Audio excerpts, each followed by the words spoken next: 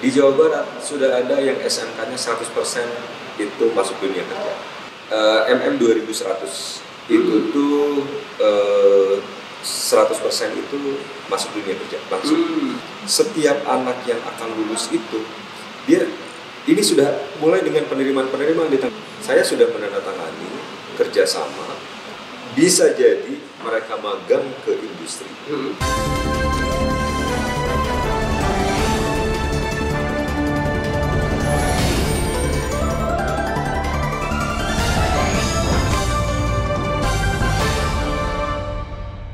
Tidak semua siswa SMA itu ini Pak, setelah lulus itu dia masuk perguruan tinggi. Ya. Sebagian masuk ke dunia kerja yang sebenarnya kenapa tidak milih SMK? Karena SMK ini lebih paripurna buat bekerja gitu kan. Ya. Nah akhirnya teman-teman anak SMA ini yang lulus tidak punya anggaran buat perguruan tinggi, mereka menjadi pekerja yang bisa dilakukan oleh siapapun gitu kan. Bukan sebuah pekerja yang knowledgeable, yang skillful sehingga dia bisa punya jenjang karir yang bagus. Ya. Nah, fenomena itu kenapa terjadi? Apakah mungkin kedepannya tadi ada fenomena berikutnya, jangan-jangan SMK ini menjadi penyumbang pengangguran berikutnya karena dunia industrinya belum siap menerima mereka gitu kan, ataupun tidak ada link and match dengan itu. Nah, yang menarik, saya pernah survei Pak ke sebuah sekolah di Jawa Tengah, tidak saya sebutkan namanya, takut nanti disangka promosi. Ini sebuah SMK yang sudah lama dan didirikan sekian lama. Jadi ketika anak kelas 3 SMK itu sudah selesai sekolah, mereka mengadakan job fair di sekolah. Saya pernah diundang 2 kali job fair. Yang menarik, satu siswa sekolah itu bisa memilih 3 alternatif pekerjaan. Jadi dia keliling-keliling, ini apa? Jadi bukan dunia kerja yang memilih dia memilih dunia kerja. Ya. Nah, bayangkan kalau itu terjadi di Jawa Barat, Pak. Sangat menarik. Jadi si prestis anak-anak sekolah yang di SMK ini naik. Gimana cara pandang Bapak tentang kan? Gini Kak, di Jawa Barat sudah ada yang SMK-nya 100% itu masuk dunia kerja. Oh, saya baru tahu Pak. SMK mana itu Pak? Sekalian promosi dunia pendidikan. Ya. Saya ambil contoh aja ya kan, ya. Salah satu. MM 2100 itu tuh 100% itu masuk dunia kerja langsung. Kelas 12 itu dia sudah tahu akan bekerja di mana. MM 2100. Ya. Boleh dirincikan itu sekolah negeri swasta atau? Itu salah satu sekolah swasta. Oke. Ya, salah satu sekolah swasta. Saya melihat ke sana misalnya, bagaimana kultur yang dibentuk, karakter, daya juang, disiplin dan lain sebagainya. Nah kemudian kan itu lingkungannya lingkungan industri. Iya. Lingkungan industri. Jadi setiap anak yang akan lulus itu dia ini sudah mulai dengan penerimaan di kelas 12 tersebut. Okay. Kelas 12 unit terima ujian mana dan lain sebagainya gitu. Nah, jadi relatif 100% itu bisa masuk ke dunia kerja yang berbeda-beda ya. Oke. Bisa jadi ke kendaraan, bisa jadi ke chat, misalnya gitu ya, bisa jadi ke mana dan lain sebagainya. Itu beda-beda. Tapi itu diterima.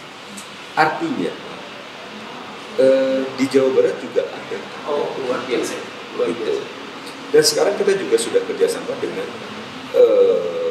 dengan industri-industri. Saya sudah menandatangani kerjasama kami ini ya Dinas Pendidikan sudah menandatangani kerjasama setidaknya dengan waktu saya yang 3 bulan aja itu sudah di 60 industri berarti. Di Jawa Barat gitu, yang sudah kita coba kerjasamakan gitu. Itu disediakan khusus buat teman-teman SMK atau SMA juga? Iya, kan kalau kelas industri ininya di SMK. Oke. Gitu, SMK. Ya, jadi maksud saya kita mengarah kepada hal tersebut gitu kan. Jadi tidak lagi maksud saya begini, setiap siswa modelnya sekarang Bisa jadi mereka magang ke industri. Tetapi sekarang industri sudah mendekatkan ke sekolah. Jadi di sekolah itulah lingkungan industrinya dibentuk. Gitu. Dan itu 1 tahun dari kelas 2 itu luar biasa menarik buat siswanya ya. Jadi pendidikan setiap anak itu sudah terarah di tahun terakhir. Sebetulnya tidak hanya di tahun terakhir, gitu. Itu sudah diarahkan memang mulai dari awal pun sudah ini gitu kan. Tapi kan itu sebuah proses. Gitu. Ide cloning tadi dari sekolah tadi ada ide cloningnya Pak? Cloning di mana konsepnya, sistemnya? Iya. Tentunya dengan inisiasi Distrik ya, karena teman-teman sekolah di lapangan biasanya fokus di sekolahnya sendiri. Iya. Nah, ide cloning ini bisa saja dilakukan. Nah, tapi juga harus dipertimbangkan adalah kalau misalnya kita fokus terhadap sekolah 1, sekolah 2 dan lain sebagainya, nah yang sedang kami pikirkan sebetulnya bukan tentang itu kan, tetapi bagaimana kan SMK nih ya, cerita SMK. SMK itu 2.900 gitu, di Jawa Barat ini gitu. Jumlah SMK di Jawa Barat itu 2.900, baik negeri maupun swasta. Oke. Negerinya hanya 285-an gitu kan, kalau misalnya ini. Nah, itu pemikiran kaminya bukan hanya tentang yang tadi mencontoh yang tadi gitu, tetapi bagaimana seluruh sekolah yang 2.900 ini menyumbangkan tenaga kerja yang baik, gitu. Sehingga bukan hanya tentang keterampilannya, tetapi juga tentang attitude-nya, gitu. Karena dia harus mempunyai daya juang, harus mempunyai karakter yang bagus, harus berdisiplin dan lain-lain gitu. Nah mungkin itu beberapa hal yang ini ya kan. Memang ini obrolan akan bisa lebih panjang. Bisa lebih panjang dan tidak akan selesai, Pak. Karena dunia pendidikan begitu kita luas. Perlu waktu sesi yang lain sebetulnya nih kan, karena saya juga mungkin ada beberapa hal yang harus Betul, baik. Ini karena tadi judulnya adalah kerinduan orang tua, menjawab kerinduan orang tua terkait pertanyaan-pertanyaan mereka.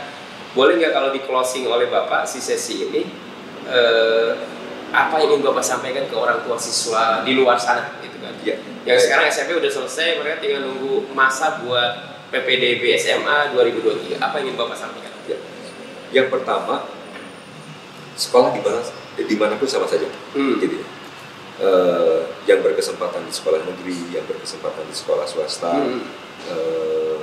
paling prinsipnya adalah bagaimana anak tetap bisa sekolah dan membuka wawasan pikirnya, gitu kan.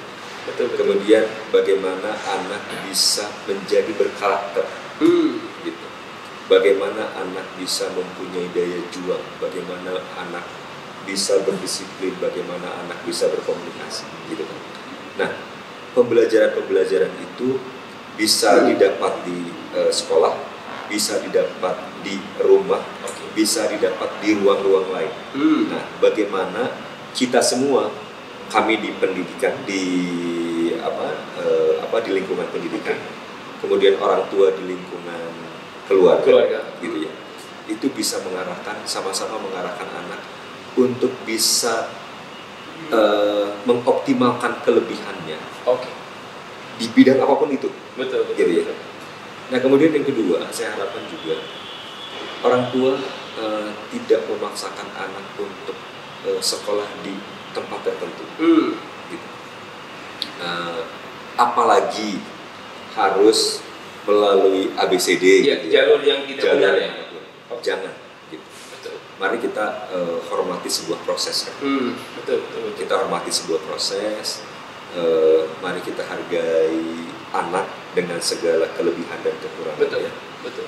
Yang paling pentingnya adalah bagaimana tadi mengoptimalkan potensi dari setiap anak, karena setiap anak beda-beda. Gitu. Nah itu kemudian jika memang ada saran kritik silakan. Karena setiap proses yang kami coba perbaiki selalu ada hal yang harus kami terus perbaiki kembali, gitu ya kan? Itu sunnatullahnya begitu ya kan? Gitu ya. Kita nggak bisa bahwa di titik tertentu kita akan menjadi bagus, gitu ya. tapi sebuah proses. Hari ini kita menjadi lebih bagus, tetapi ada kekurangan lagi yang harus kita perbaiki lagi. Terus saja demikian. Mari kita kita saling mengisi, gitu ya, supaya kami juga bisa lebih baik lagi dibandingkan dengan yang sekarang. Oke. Demikian pemirsa Pentas TV, yang menarik adalah saya ingin simpulkan dalam sebuah kalimat bahwa dunia pendidikan itu ramah. Dunia pendidikan Jawa Barat itu ramah. Ramah dalam arti bisa bersinkronisasi dengan orang tua, dengan siswa sebagai stakeholders dunia pendidikan, Pak ya. Nah, ketika itu dilakukan maka orang tua sudah tidak perlu lagi melalui jalur-jalur yang di luar nalar, di luar kebiasaan. ABCD tadi yang disebutkan beliau. Kesimpulannya satu, bahwa pendidikan Indonesia dengan cara pandang yang disampaikan oleh Bapak Kepala Distrik Jabar itu akan maju. Tapi cara pandang itu tidak akan maju ketika semua stakeholder tidak bekerja sama, termasuk industri dan sebagainya.